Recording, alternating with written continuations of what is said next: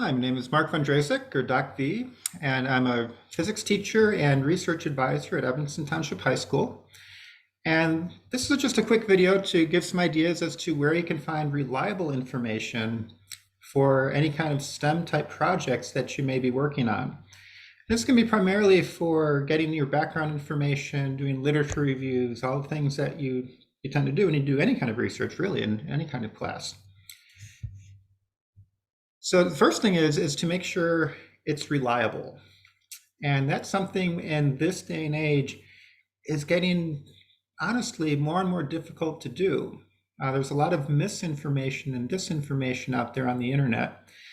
And sometimes it looks like a really useful site. It looks legitimate. It looks correct as far as you know. But is it really the information that you want? So we always have to ask that question for any kind of research in any kind of class that you might have in high school. Are the sources of information that we're using legitimate and actually correct? So some rules of thumb when doing this for science, tend to stay away from blogs, tend to stay away from personal websites, podcasts, things like that, which are just done by perhaps other students or college kids or people you never heard of or that you can't find are actually experts within the field that you're working in. Just stay away from those in general.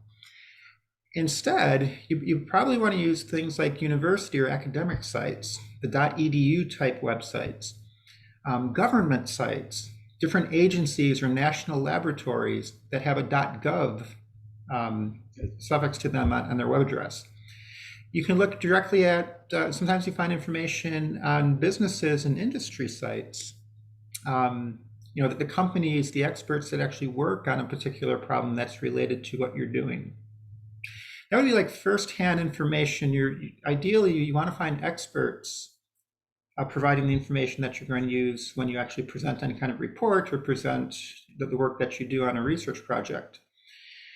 In science, it turns out that the single best sources, the ones that professionals use, like professors, are peer-reviewed journals, science journals.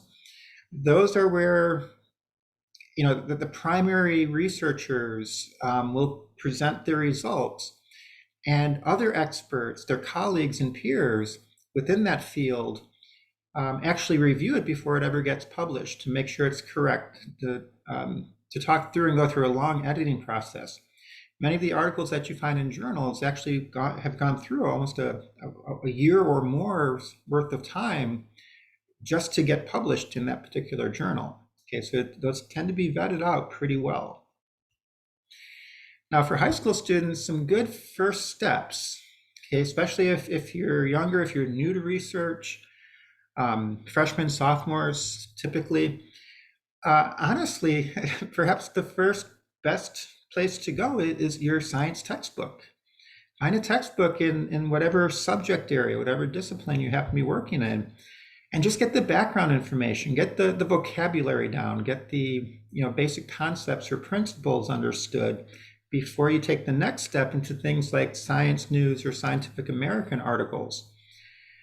Now, those articles tend to be written by professional journalists, science writers, for Science News in particular. Scientific American is meant for the public, but those are written by the actual researchers. They just don't get as technical as they would in a journal.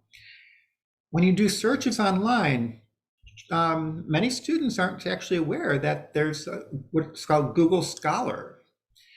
That's a site that Google runs. It's not the default just plain old google.com, but instead it's designed to get you past a lot of the nonsense. It kind of weeds it out, and it gets you more to like the actual journals, more like your primary literature type resources. Now, a lot of students will ask about Wikipedia.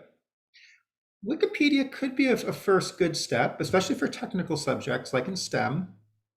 I personally will go there sometimes to get some initial information, but I would never use that as something I would put as a reference within a formal paper. Often you can go to a Wikipedia article, get some of the background perhaps, but then I tend to skim down at the end of the article where they have their references. And often they'll take you to the actual articles. Okay, so in the primary literature, that's a place where you can find some of that sometimes. Okay, but be careful with Wikipedia and talk with your teachers about that. Talk with other people, other students, and see if you find it believable or if it's something that you can trust. Now, the highest level type of resources are the peer-reviewed journals. There's hundreds and hundreds of journals in every single discipline and all the subfields within a discipline. There's dozens and dozens just within physics, for example, my field, for all the specialty areas within physics. Now, high schools generally don't have access to the journals to pull out the articles. Most of them you need subscriptions, and high schools tend to not be able to afford that. Universities will. But there is a site, I put a link here, that can take you to a page that has links to other places. Archive is a place where professionals start to publish. It's almost like an initial portal that you can have for articles in every single science field. Nature, one of the premier, perhaps the premier journal on the planet that covers all areas of science, they have an online site that's free, and you can find some of the abstracts, you can find some of the articles.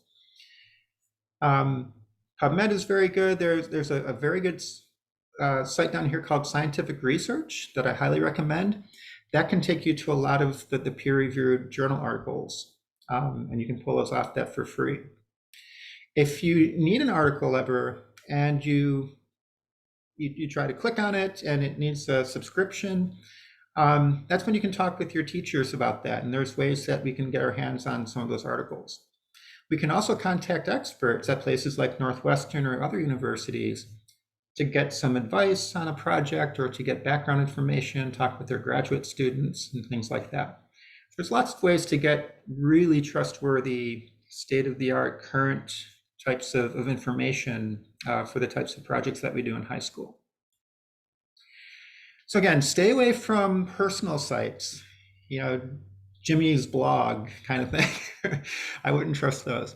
Instead, look for the more academic, the professional, government type sites, sometimes in industrial type sites.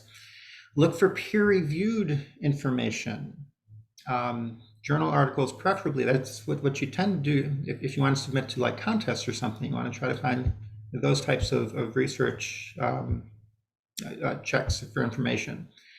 And finally, fall back to old school. Use textbooks, talk with teachers, that they can get you started and get some of that basic information down for whatever it is that you tend to be studying. Okay, so there's a lot of resources, of course. The internet has all the information basically in human history somewhere on it. The trouble is trying to find the good information, the reliable and trustworthy information. And that's stuff that we can help you with. So hopefully this gave you a few pointers, and we'll take it from there. Thank you.